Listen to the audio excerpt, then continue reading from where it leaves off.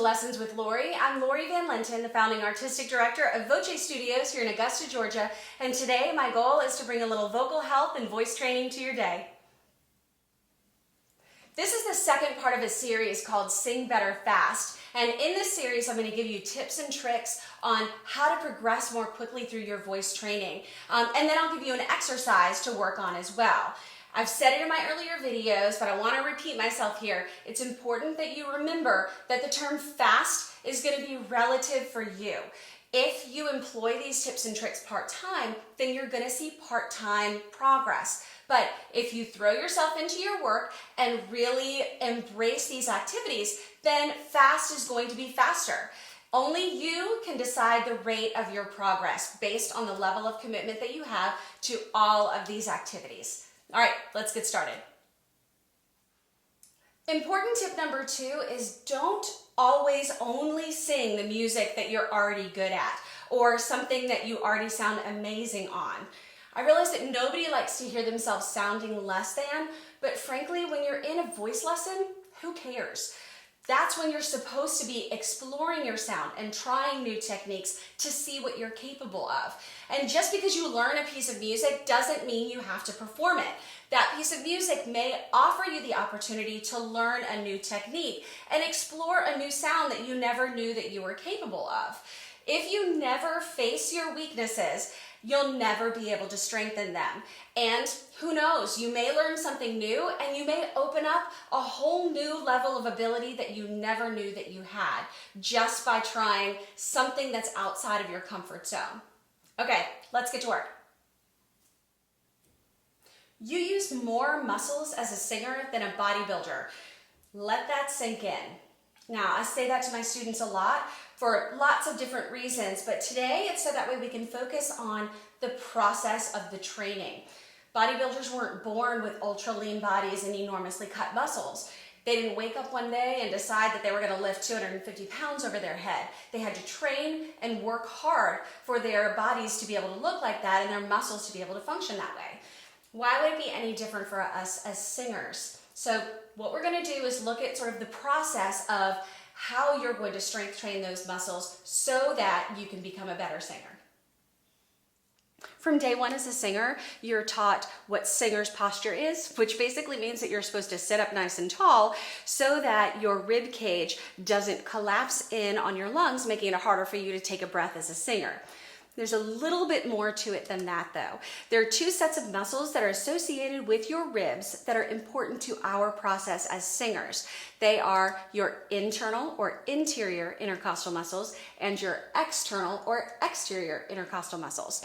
So the external intercostal muscles are attached to the ribs in such a way that when they're engaged, they will lift and expand your rib cage. Then you also have the internal or interior ones, and those are muscles of exhalation. They will depress the ribs, compressing that area surrounding the lungs. Now, the last thing that we want while we're singing is for our rib cage to just collapse in on our lungs, keeping us from being able to freely take breath that we need to. So we need to work to strengthen those muscles in order to engage them and keep our rib cage nice and open. So I'm going to give you an exercise to help you do just that. I want you to try this exercise seated first so that you don't cause any undue strain or tension on your lower back muscles as you are working towards strengthening these intercostals. So what I want you to do is work to expand your rib cage and focus on that lift and the expansion. While you're up and open, take some nice low supported breaths. But when you go to exhale, don't collapse in on yourself. Make sure that you keep everything open, all right? Make sure that you can roll your neck and your shoulders so that you aren't causing some tension that would get in the way of your voice, or employing maybe muscles that are in your neck or your back that make it feel like it's easier to do, but will get in the way when you start to engage them as a vocalist, all right? So I want you to also set a metronome for 60 and count how many beats you can hold up for. When you're tired, I want you to slowly release. Don't collapse, just release to where you're nice and relaxed. Give yourself a little break, and then I want you to try it again. So you're gonna think of this as sets and reps like you would in weightlifting. Track your progress by writing down how many beats you were able to keep open for, how many times you were able to repeat this exercise before you had to take a longer break, and make sure that you're doing it properly.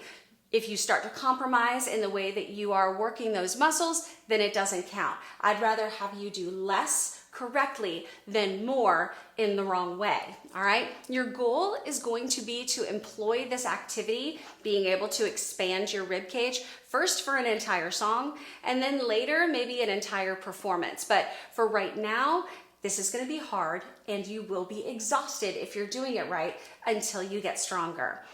Make sure that you are using this exercise while you are in your rehearsals or your lessons as well. It's going to be a different feeling when you go to sing than if you're just doing this exercise and breathing. So eventually that vocalization is going to be important in making sure that you're actually strengthening these muscles and not compromising the way that you sing. Soon you'll be able to do this while you're standing up, but as soon as you start to tense up that lower back or engage muscles that aren't correct in this activity, go back, reset, all right?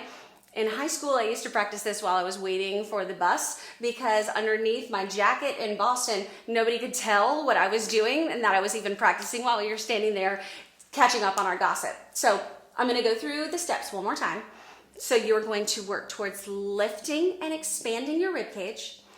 You're going to take supported breaths, making sure not to collapse in on yourself. You're going to keep this open. When you start to feel too tired to hold open properly, you're going to slowly release to relaxed but not collapsed. Set a metronome to count how many beats you were to keep it open, and then give yourself a little rest. Try again and track your progress. When you feel comfortable, add a hum or add some singing, and then you can try it standing up. Good luck with it. If you are looking for a voice teacher or you're interested in our group or private lessons, either in person or virtually, I would love for you to visit our website at www.singaugusta.com so we can get you set up on the right vocal training program for you. And if you found this video helpful, please like and subscribe to our channel so that way you don't miss out on any tips or tricks on your vocal health and voice training. Thanks so much. Have a great day.